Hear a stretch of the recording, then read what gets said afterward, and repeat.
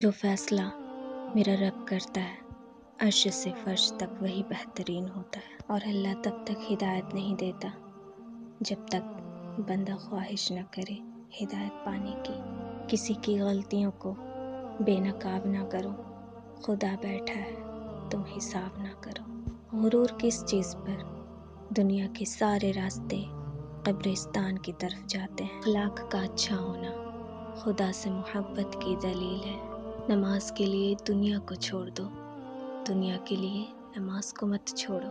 میں نے اپنی اوقات کو بہت غور سے دیکھا تو پتہ چلا کہ چند سانسیں ہیں، وہ بھی رب العزت کی محتاج ہیں۔ وقت سے ہارتے وہ ہیں جنہیں اللہ پر بھروسہ نہ ہو۔ حرام کی کمائی اگرچہ شکلیں نہیں بگاڑتی لیکن نسلیں ضرور بگاڑ دیتی ہیں۔ جن لوگوں کے حصے میں رب آ جائے انہیں دنیا اور لوگوں سے کوئی شکوہ نہیں رہتا۔ جس دل میں دین زندہ ہو وہ دل کبھی مایوس نہیں ہوتا۔ دنیا کی دولت اللہ انہیں بھی دیتا ہے جنہیں وہ پسند نہیں کرتا، لیکن دین کی دولت اللہ صرف انہی کو دیتا ہے جنہیں وہ محبوب رکھتا ہے۔ جب نصیب لکھنے والا ہمیں 70 ماؤں سے زیادہ پیار کرتا ہے تو ہمارے نصیب خراب کیسے ہو سکتے ہیں؟ انسان کی سب سے بڑی ضرورت سکون ہے، اور سکون صرف اللہ کی یاد میں ہے۔ ہر کسی کے لیے دعا کیا کرو، کیا پتہ کسی کی قسمت تمہاری دعا کا انتظار کر رہی ہو۔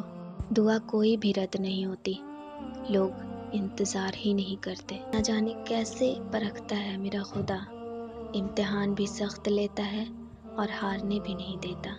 اللہ کے معاملے میں اتنا مت سوچا کرو، آنکھیں بند کر کے یقین کر لیا کرو، کیونکہ یہ معجزوں کا راستہ ہے۔ اللہ کی محبت کی اس سے بڑھ کر اور کیا دلیل چاہیے کہ اتنے گناہوں کے بعد بھی وہ ہمیں ڈھانپ کر لوگوں میں عزت دیتا ہے۔ جب وہ راضی ہو جاتا ہے تو مقدر سبھی بدل جاتے ہیں۔ بیدار کرنے والا غم غافل کرنے والی خوشی سے زیادہ بہتر ہوتا ہے۔ پاک ہے وہ پروردگار جو عیبوں کو چہروں پر ظاہر نہیں کرتا، جو ہم گناہگاروں کے بھی لاڈ اٹھاتا ہے، بس وہی اللہ ہے۔ جب تم اللہ کی چاہت کو قبول کر لو گے پھر وہ بھی تمہاری چاہت پہ راضی ہو جائے گا۔ اور دنیا کی زندگی دھوکے کے سوا کچھ نہیں۔